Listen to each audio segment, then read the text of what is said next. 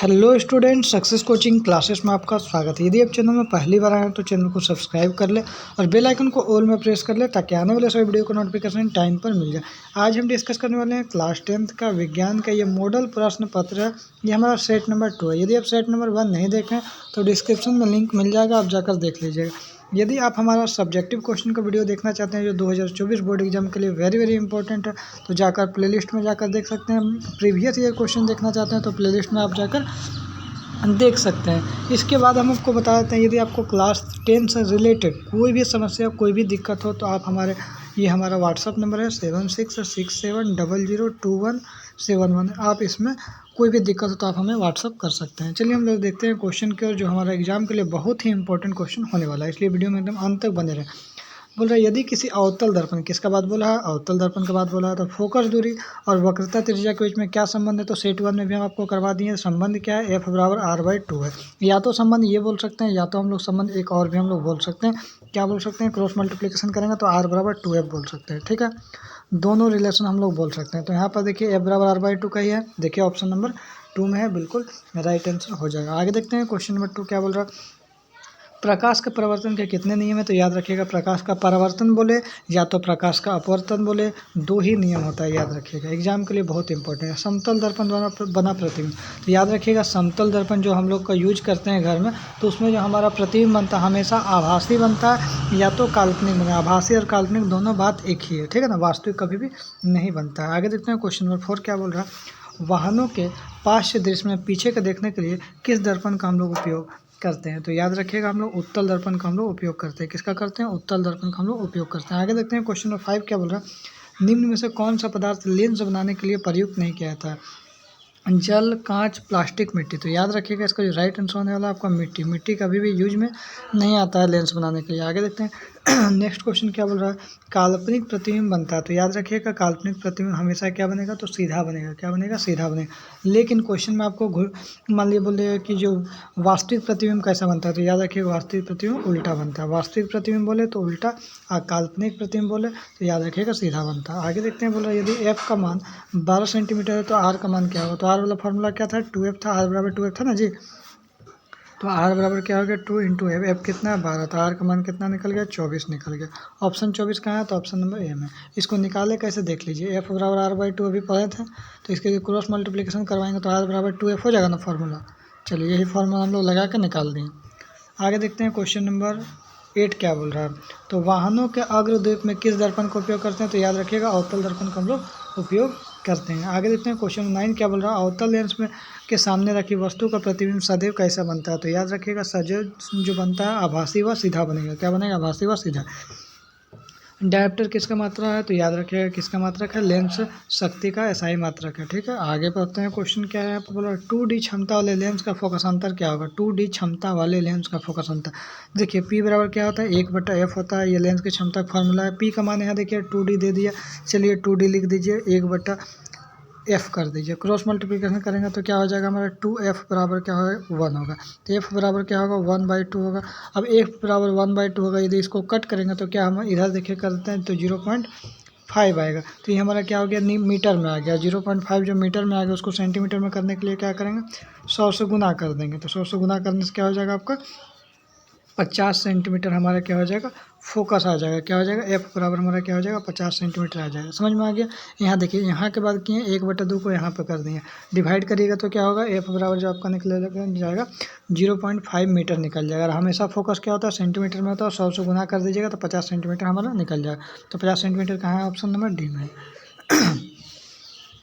आगे देखते हैं, आँख के रंगीन भाग को क्या बोलते हैं। तो याद रखिएगा, आँख के रंगीन भाग को हम लोग क्या बोलते हैं, आइरिस बोलते हैं।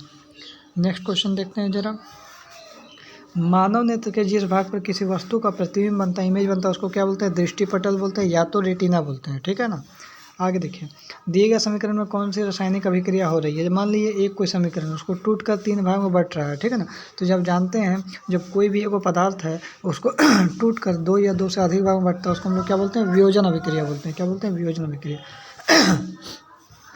आगे देखते हैं 15 में बोल रहा है, निम्नलिखित में से कौन सा रासायनिक अभिक्रिया संतुलित है। तो याद रखिएगा, इसका कौन सा रासायनिक अभिक्रिया संतुलित है, तो इसका राइट आंसर हो जाएगा ऑप्शन नंबर डी हो जाएगा। देखिए यहाँ Zn भी एक है, यहाँ भी एक है। यहाँ देखिए SO4 भी 4 है, यहाँ भी SO4 4 है, यहाँ Cu और Cu सब क्या है भैया बराबर है, अभिकारक भी बराबर है, उत्पाद भी बराबर है, तो ये बिल्कुल राइट आंसर हो जाएगा। आगे देखते हैं क्वेश्चन सेक्शन क्या बोल रहा है।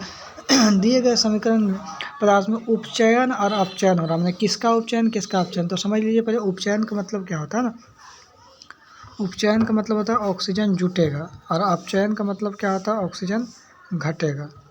अपचयन का मतलब क्या है ऑक्सीजन का ह्रास होगा। तो देखिए यहाँ पर आपको थोड़ा सा देखिएगा, गौर करिएगा तो पीबी, अब पीबी में देखिए ऑक्सीजन क्या हो रहा है कम हो रहा है, मतलब पीबी का क्या हो रहा है अपचयन हो रहा है, मतलब पीबी का क्या हो रहा है अपचयन हो रहा है, पीबीओ का अपचयन हो रहा है।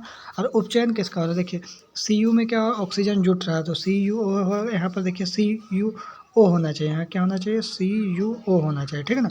तो यहाँ पर क्या अपचयन किसका हो रहा है पीबीओ का, और उपचयन किसका हो रहा है Cu का हो रहा है। देखिए ऑप्शन कहाँ पे है, तो यहाँ ऑप्शन नंबर हमारा क्या हो जाएगा बी हो जाएगा। देखिए Cu प्लस पीबीओ है ना। पूछ रहा है किसका यहाँ पे आपको अब उपचयन हो रहा है, तो उपचयन मतलब ऑक्सीजन जुटना, तो किस में ऑक्सीजन जुट रहा है Cu में जुट रहा है, तो यहाँ क्या हो जाएगा CuO हो जाएगा। देखिए यहाँ पर Cu आंसर हो गया। और अपचयन किसका हो रहा है, तो अपचयन देखिए किस में ऑक्सीजन कमी हो रहा है, तो PbO में क्या हो रहा है PB हो रहा है, मतलब ऑक्सीजन कम हो रहा है, तो ऑक्सीजन कम हो जाएगा तो क्या उसको अपचयन बोलते हैं। तो ऑप्शन नंबर क्या हो जाएगा बी बिल्कुल राइट आंसर हो जाएगा। आगे देखते हैं 17 क्या बोल रहा है, विकृत गंधिता में कौन सा अभिक्रिया हो रहा है। तो विकृत गंधिता में क्या होता है, जैसे कोई भी वस्तु क्या होता है खराब हो जाता है, तो इसीलिए हम लोग उसमें नाइट्रोजन गैस डालकर रखते हैं, तो ये क्या होता है उपचयन होना होता है, क्या होता है उपचयन हो जाता है। आगे देखते हैं 18 क्या बोल रहा है, चूने के सफेदी करते समय चूना में पानी डालते समय उष्मा निकलता है। देखिएगा चूना में यदि पानी डालिएगा तो उष्मा निकले, तो कौन सी अभिक्रिया होगा, तो उष्मा निकलेगा, हमने उष्मा यदि जिसमें निकलता है उसमें हम लोग क्या बोलते हैं उष्माक्षेपी अभिक्रिया। अब उष्माक्षेपी अभिक्रिया देखें यहाँ पर भी है और यहाँ पर भी है, दोनों जगह तो संयोजन हो रहा है कि वियोजन हो रहा है। देखिए बिना बुझा हुआ चूना क्या होता है CaO होता है, यदि उसमें जल डाल दीजिएगा, जल डालिएगा तो क्या हो जाएगा बुझा हुआ चूना हो जाएगा CaOH2 हो जाएगा, यही होगा ना। तो याद रखिए देखिए Ca प्लस H2O, तो ये क्या हो रहा है संयोजन अभिक्रिया होगा, क्योंकि दो को जुट कर एक बन रहा है, तो उसको हम लोग क्या बोलते हैं संयोजन अभिक्रिया हो रहा है। और उष्मा भी निकल रहा है, तो इसका राइट आंसर हो जाएगा उष्माक्षेपी असंयोजन हो जाएगा, ठीक है, ये नहीं होगा, ठीक है उष्माक्षेपी संयोजन हो जाएगा। समझ में आ गया। आगे देखते हैं लोहे की कील को कॉपर सल्फेट के विलयन में डालने पर कॉपर सल्फेट के विलयन का रंग नीला रंग धूसर हो जाता है, इस प्रक्रिया में कौन सी अभिक्रिया हो रहा है। देखिए यहाँ पर क्या हो रहा है Fe है, आयरन है, प्लस क्या है CuSO4 है, मतलब कॉपर सल्फेट है, ये क्या कर रहा है अभिक्रिया करवा रहे हैं, तो क्या हो रहा है ना कॉपर से अधिक अभिक्रियाशील आयरन है, तो क्या करेगा FeSO4 बना देगा, FeSO4 बना देगा, प्लस कॉपर को क्या करेगा साइड कर देगा, तो क्या हो रहा है ये एक बंदा इसको हटा के इसके जगह ले रहा है, तो क्या विस्थापन अभिक्रिया हो रहा है, क्या हो रहा है विस्थापन, एकल विस्थापन हो रहा है। समझ में आ रहा है। चलिए आगे देखते हैं क्या बोल रहा है, निम्नलिखित में से कौन सा प्राकृतिक सूचक है, तो भैया लिटमस क्या है प्राकृतिक सूचक है। आगे देखिए निम्नलिखित में से किस पदार्थ में लिटमस पत्र डालने पर लाल नहीं होगा। भैया HCl में डालिएगा लाल हो जाएगा, HNO3 में डालिएगा लाल हो जाएगा, इसमें भी लाल हो जाएगा, क्योंकि ये सब चीज़ क्या है अम्ल है। अब देखिए इसमें ये क्या आपका ग्लूकोज का सूत्र है, इसमें कोई भी प्रभाव पड़ेगा नहीं पड़ेगा, क्योंकि ये अम्ल नहीं है, तो इसका राइट आंसर हो जाएगा यही वाला। याद रखिएगा ग्लूकोज का सूत्र भी है C6H12O6। आगे देखिए दिए गए लवण में क्रिस्टलीकरण का जल मौजूद है। देखिए जल का होता है फॉर्मूला क्या H2O कहाँ पर देखने को मिल रहा है यहाँ पर मिल रहा है, तो ऑप्शन नंबर सी हो जाएगा। आगे देखते हैं अग्निशामक यंत्र में किस लवण का उपयोग करते हैं, तो याद रखिएगा NaHCO3 का हम लोग प्रयोग करते हैं। आगे देखते हैं 24 क्या बोल रहा है, जल की अनुपस्थिति, ये जल नहीं रहेगा तो हाइड्रोक्लोरिक अम्ल अपना अम्लीय गुण प्रदर्शित नहीं करता है, क्योंकि भैया जब H+ आयन रहेगा तो अम्लीय गुण प्रदर्शित करेगा, और जब H+ आयन नहीं रहेगा तो नहीं करेगा, तो इसका राइट आंसर हो जाएगा उसमें H+ आयन उपस्थित नहीं है, इसलिए क्या हो रहा है अम्लीय गुण प्रदर्शित नहीं कर रहा, तो ऑप्शन नंबर बी बिल्कुल राइट आंसर हो जाएगा। देखिए ABCD पदार्थ है जिसका pH मान क्या है, इनमें से कौन सा अम्ल है, तो अम्ल का pH मान क्या होता है 7 से कम होता है। भैया 14 होगा नहीं होगा, 10 होगा नहीं होगा, 7 होगा नहीं होगा, 7 से कम क्या 2 है, 2 किसके लिए A के लिए, तो ऑप्शन नंबर ए बिल्कुल राइट आंसर हो जाएगा।